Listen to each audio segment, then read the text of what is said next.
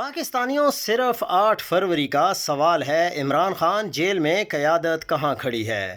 8 فروری 2026 صرف ایک تاریخ نہیں بلکہ 2 سال پہلے ہونے والے متنازع انتخابات اور آج تک جاری سیاسی بے حسی کا آئینہ ہے۔ عمران خان اب بھی اڈیالہ جیل کی تنہائی میں ہیں، صحت کے سنگین خدشات کے ساتھ، جو ریٹینل وین اوکلوژن جیسی بیماری فوری علاج مانگتی ہے، مگر مبینہ طور پر نہ مناسب طبی سہولت دی جا رہی ہے اور نہ ہی ذاتی ڈاکٹر کو رسائی دی جا رہی ہے۔ خاندان اور وکلاء سے ملاقاتوں پر بھی پابندیاں لگائی گئی ہیں، عدالتی احکامات پر بھی سوال کھڑے کرتی ہے۔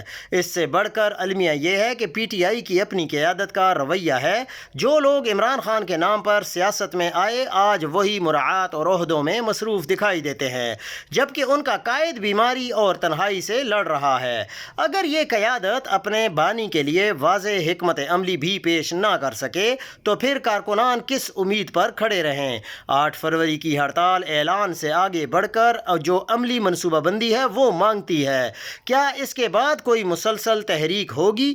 کیا قانونی اور عالمی سطح پر دباؤ بڑھانے کی کوئی سنجیدہ کوشش ہوگی؟ خاص طور پر پنجاب کی قیادت کو جواب دینا ہوگا کہ وہ عملی طور پر کیا کر رہی ہے۔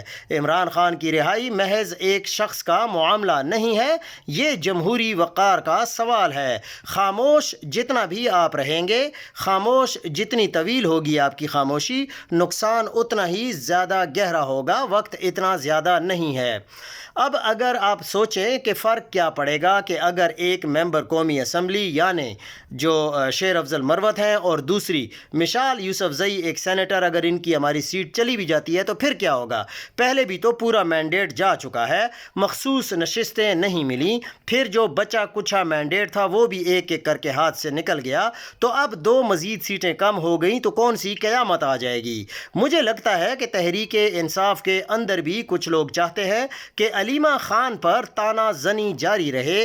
عمران خان کی فیملی پر تنقید پارٹی پالیسی کی خلاف ورزی شمار ہوتی ہے، لیکن پھر بھی لوگ بڑی آسانی کے ساتھ علیمہ خان پر پارٹی پالیسی سے ہٹ کر بہت زیادہ تنقید کرتے ہیں۔ شفیع جان نے جب سے منصب سنبھالا ہے، ہم اس شخص کی برائی اچھائی اونچ نیچ میں اس کے ساتھ کھڑے ہوئے۔ شفیع جان نے عمران خان اور اس کی فیملی کی بجائے خود کو ان کے دشمن شیر افضل مروت کے ساتھ نہ صرف کھڑا کیا بلکہ یہ کہا کہ شیر افضل مروت ہم سے ناراض ہے، ہم انہیں منا لیں گے۔ شیر افضل مروت نے کل عمران خان کی بہنوں اور بشرا بی بی کے خلاف غلیظ اور گھٹیا زبان استعمال کی۔ شفیع جان نے جو آج حرکت کی، اس کی وضاحت درکار ہے۔ کیا وہ عمران خان کے حکم کی خلاف ورزی کرنے جا رہا ہے؟ کیا وہ سمجھتا ہے عمران خان کے خاندان کو جو گالی مروت نے دی وہ سب جائز ہے؟ کیا وہ سمجھتا ہے کہ عمران خان نے مروت کو پارٹی سے غلط نکالا؟ عمران خان کے بارے میں حالیہ دنوں میں مروت نے جو زبان درازی کی ہے، کیا وہ قابل قبول ہے؟ شفیع جان نے سخت مایوس کیا ہے۔ شفیع جان کی آج کی حرکت قابل مذمت اور قابل افسوس بھی ہے۔ اسٹیبلشمنٹ جتنا مرضی زور لگا لے، اور اگر اس کے علاوہ اور بھی کوئی زور ہے تو وہ بھی لگا لے، پھر بھی مریم نواز کو عمران خان کے ایک عام کارکن کے برابر بھی مقبول نہیں بنا سکتی۔ شفاف الیکشن ہوئے تو مریم نواز عمران خان کے ایک گمنام کارکن سے بھی بری طرح ہار جائے گی۔ ایک ڈیڈ فلاپ پروجیکٹ پہ مگر ملک و قوم کے وسائل جس بے دردی سے ضائع کیے جا رہے ہیں وہ نہایت ہی افسوسناک ہیں۔ گنڈا پور اور اس کا ٹولہ علیمہ خانم کو چڑھانے کے لیے اور ان پر تنقید کروانے کے لیے مروت اور مشال یوسفزئی کا استعمال کرتا تھا۔ آخری حد کے طور پر خود علی امین گنڈا پور نے علیمہ خانم کو ایم آئی کا ایجنٹ قرار دے دیا۔ یہی گنڈا پور ٹولہ علیمہ خانم کے خلاف جانشینی جیسی مہم بھی چلاتا رہا۔ وجہ یہ تھی کہ علیمہ خانم گنڈا پوری ٹولے کی ہر منافقت پر اور عمران خان سے جھوٹ منسوب کرنے کی کوشش پر پانی پھیر دیتی تھیں۔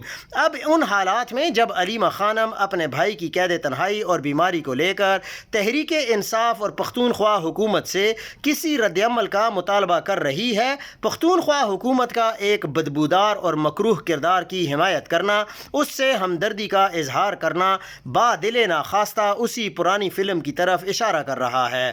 اب کسی کو بتانے یا سمجھانے کی ضرورت نہیں ہے کہ مروت اور مشال یوسفزئی کو کون استعمال کرتا ہے۔ ان دو کی حمایت پختونخوا جو حکومت ہے اس کے بوجھ میں اضافہ کرے گی، شکوک و شبہات پھیلانے والوں کا کام آسان کر دے گی۔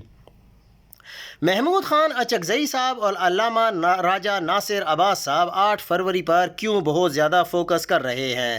عمران خان صاحب کی بہنوں نے واضح طور پر بتایا کہ عمران خان صاحب نے اب ڈی چوک مارچ سے منع کیا ہے اور کہا ہے کہ ڈی چوک اس لیے مت آنا کہ یہ ملک بھر سے فورسز اسلام آباد اکٹھی کرتے ہیں اور پھر گولی چلا دیتے ہیں۔ اچکزئی صاحب نے بھی عمران خان کی اس بات سے اتفاق کیا اور کہا کہ اگر ہم ملک بھر میں 200 سے زائد مقامات کو بند کر دیں تو حکومتی اداروں کے پاس 90% مقامات کے علاقوں میں اتنی فورس ہی نہیں ہوگی کہ وہ ان بند مقامات کو کھلوا سکیں اور اس طرح ہم پورے سسٹم کو چوک کر دیں گے۔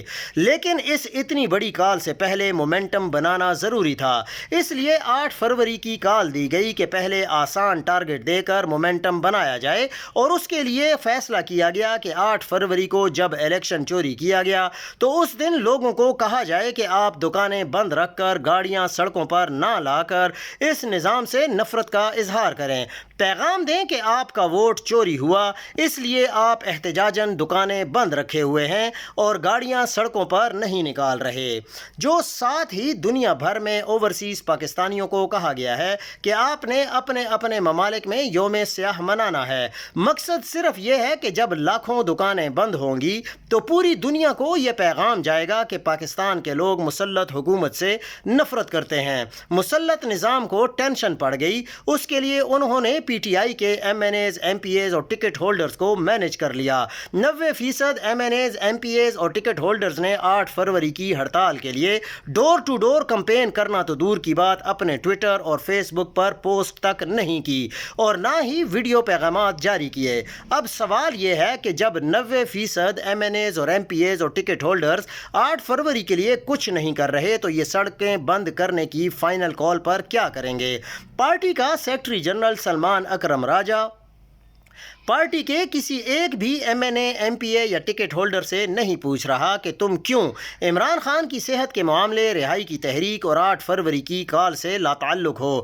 8 فروری کی کال پر حکومت کو سرپرائز ملنے کے چانسز تو موجود ہیں کیونکہ پی ٹی آئی کا سوشل میڈیا اس پر فوکس کیے ہوئے ہے، لیکن سوال وہی ہے کہ اگر سوشل میڈیا نے ہی لیڈ کرنا ہے تو پی ٹی آئی کے سیکرٹری جنرل پارٹی کے میر جعفروں سے لا تعلقی کا اعلان کرتے ہوئے انہیں پارٹی سے نکال کیوں نہیں دیتے؟ آج جس طرح آپ نے سنا ہوگا کہ کل کے پی ہاؤس میں بہت بڑا اجلاس بلایا گیا تھا اور اجلاس کے بعد لائحہ عمل دیا گیا کہ 8 فروری کو مغرب تک گھروں میں بیٹھنا ہے اور مغرب کے بعد ریلیاں نکالی جائیں گی۔ کل تمام پارلیمنٹیرین سپریم کورٹ کے باہر جائیں گے۔ یہ لائحہ عمل 8 فروری کے حوالے سے آج اتنی بڑی میٹنگ میں صوبہ بند کرنے کے حوالے سے کوئی بات نہیں کی گئی۔ خان صاحب کی بہن علیمہ آپا نے سی ایم کو کے پی کے بند کرنے کی ریکویسٹ کی ہے کہ آپ کو صوبہ بند کرنا پڑے گا، لیکن آپ لوگوں کی جانب سے خان صاحب کی بہن کو نظر انداز کیا جا رہا ہے۔ خان صاحب کی نظر جانے والی تھی اور ابھی خان صاحب کی نظر رسک پر ہے کیونکہ اگر پراپر ٹریٹمنٹ نہیں کروایا گیا تو خان صاحب کی نظر جا سکتی ہے۔ میرے پاکستانیوں، وہ شخص جس نے اس ملک کو کینسر کے ہسپتال دیے، وہ شخص جس نے اس ملک کو ورلڈ کپ دیا، وہ شخص جس نے اس ملک کی خود مختاری کے لیے جدوجہد کی، جو اس ملک کو حقیقی آزادی دلا رہا ہے، وہ شخص جس نے اس قوم کو امید دی، جس نے کہا کہ تم آزاد ہو، حقیقت میں نوجوانوں کو آزاد کرانے کی جدوجہد کی، وہ شخص آج کس حالت میں ہے ہمیں نہیں معلوم۔ اس شخص کے ساتھ کیا ہو رہا ہے ہمیں نہیں معلوم، کیا ٹریٹمنٹ کروائی گئی ہمیں نہیں معلوم۔ میرے پاکستانیوں، ہم کہتے تھے کہ اگر خان صاحب کو کچھ ہوا تو ہم یہ کر دیں گے، وہ کر دیں گے۔ خان صاحب کی آنکھ کی سرجری ہو چکی ہے اور ابھی بھی ہم انتظار کر رہے ہیں، لیکن یہ نہیں پتا کہ ہم کس چیز کا انتظار کر رہے ہیں۔ خان صاحب اس پارٹی کے بانی چیئرمین ہیں اور حقیقت میں آج بھی اس پارٹی کے چیئرمین ہیں۔ جب خان صاحب نے ہدایت دے دی تھی کہ اگر مجھے آئسولیشن میں ڈالا جاتا ہے تو آپ نے صوبہ بند کرنا ہے، لیکن آپ لوگ خان صاحب کے فیصلے کو مائنس کر کے اپنے فیصلے مسلط کر رہے ہیں۔ یہ یہ پارٹی میرے خان کی ہے۔ خان صاحب نے اس پارٹی کو 28 سال دیے ہیں۔ خان صاحب آج پریشانی میں ہیں، مشکل میں ہیں۔ خان صاحب انسان ہیں، ان پر جتنا ظلم کیا گیا ہے انہیں ذہنی ٹارچر کا شکار بنایا گیا ہے۔ واللہ عالم ہمارے خان صاحب کے ساتھ کیا کیا ظلم کیا گیا ہے کہ ان کی آنکھ کا مسئلہ پیدا ہوا ہے۔ ہم نے اپنے مرشد کو صحیح سلامت ان کے حوالے کیا تھا، اور آج جس شخص کے ساتھ کروڑوں دلوں کی دھڑکنیں وابستہ ہیں، جو امت مسلمہ کا لیڈر ہے، آج وہ تنہائی کا شکار ہے۔ آج اس کا علاج نہیں ہو رہا۔ آج ایک لمحے کے لیے خود کو ایک بند کمرے میں بند کر کے دیکھیں، روشنی بند کر دیں، کوئی بات کرنے والا نہ ہو، موبائل پاس نہ ہو، 2-3 دن اندھیرے میں رہ کر دیکھیں، پھر اچانک تیز روشنی آنکھوں میں ڈال دی جائے، رات پھر آنکھوں پر تیز روشنی پڑتی رہے، خاموشی ہو، پھر اچانک شور مچایا جائے، دیر تک شور رہے، کھانا دینے والا آئے، آپ سلام کریں اور جواب نہ ملے، اوپر ہائی فریکوینسی جیمرز لگے ہوں۔ ایک بار خود کو خان صاحب کی جگہ رکھ کر سوچیں، یا اپنے کسی بزرگ کو خان صاحب کی جگہ رکھ کر سوچیں۔ میرے پاکستانیوں، ہمارے پاس حقیقت میں وقت بہت کم ہے۔ علیمہ آپا نے مطالبہ کیا ہے کہ خان صاحب کا پراپر چیک اپ کروایا جائے، الشفا میں ان کا علاج ہو، لیکن آج خان صاحب کی ٹریٹمنٹ کے حوالے سے کوئی بات نہیں کی گئی۔ میرے پاکستانیوں، ہمارے پاس وقت کم ہے، اگر ہم نے کچھ نہ کیا تو ہم خان کو کھو دیں گے۔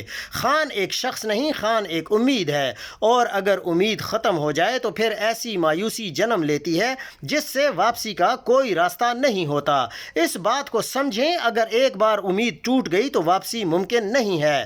نوجوانوں، کب تک آپ بہتر روزگار کے لیے ملک چھوڑتے رہیں گے؟ باہر بھی کسی کو روزگار ملتا ہے، کسی کو نہیں۔ کیا اسی طرح یہ ملک چلتا رہے گا؟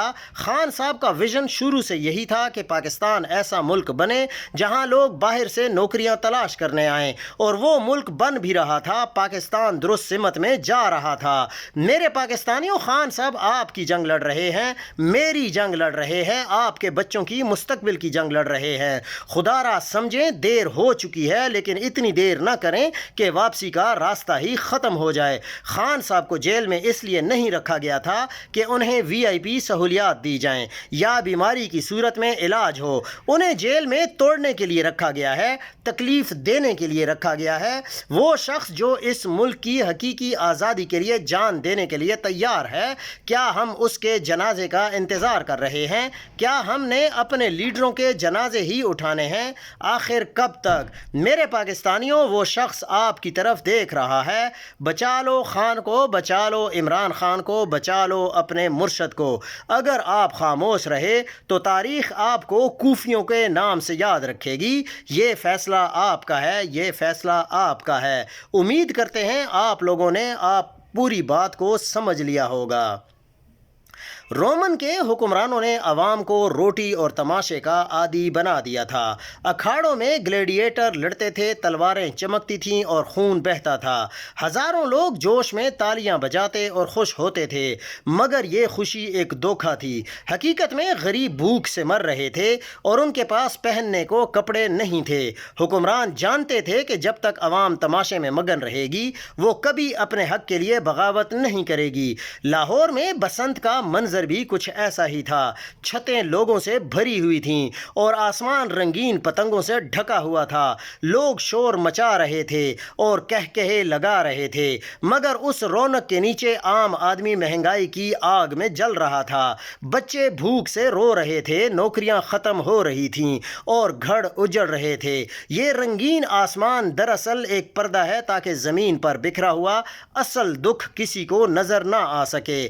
حکمران یہ سب جانتے ہیں، انہیں ڈر ہے کہ اگر عوام نے آسمان سے نظر ہٹا کر اپنی حالت دیکھی تو وہ اٹھ کھڑی ہوگی۔ اسی لیے وہ تمہیں کبھی پتنگ، کبھی کرکٹ اور کبھی فلموں کے چکر میں الجھائے رکھتے ہیں۔ تم سمجھتے ہو کہ تم نے پتنگ کی ڈور پکڑی ہے، لیکن سچ تو یہ ہے کہ تمہاری زندگی کی ڈور ان کے ہاتھ میں ہے اور وہ تمہیں اپنی مرضی سے نچا رہے ہیں۔ اپنی آنکھیں کھولو اور حقیقت کو دیکھو۔ اٹھو اور اپنے حکمرانوں سے پوچھو کہ ہماری روٹی کہاں ہے، ہمارا حق کہاں ہے؟ ہماری زندگی کیوں برباد کی جا رہی ہے؟ جب تک یہ کھیل تماشا ختم نہیں ہوگا تمہاری بہتری کی جنگ شروع نہیں ہو سکے گی۔ خاموشی توڑو اور غلامی کے خلاف وہ آواز اٹھا لو۔ ابھی جاگنے کا وقت آ چکا ہے۔ پاکستان کی پستی اور اسٹیبلشمنٹ کی سیاست میں مداخلت کی وجہ سے ایلن مسک کے حالیہ بیان اور IMF کے اعداد و شمار ایک واضح حقیقت سامنے لاتے ہیں۔ بھارت عالمی اقتصادی ترقی میں امریکہ سے آگے ہے اور 2026 میں عالمی GDP میں بھارت کا حصہ تقریباً 17% تک پہنچنے کا امکان ہے، جبکہ چین اور بھارت مل کر 43.6% حصہ ڈالیں گے۔ امریکہ کی شراکت 9.9% ہے۔ عالمی ترقی کی شرح 3.3% رکھی گئی ہے، جس کی بنیاد ٹیکنالوجی میں سرمایہ کاری اور مالی استحکام ہے۔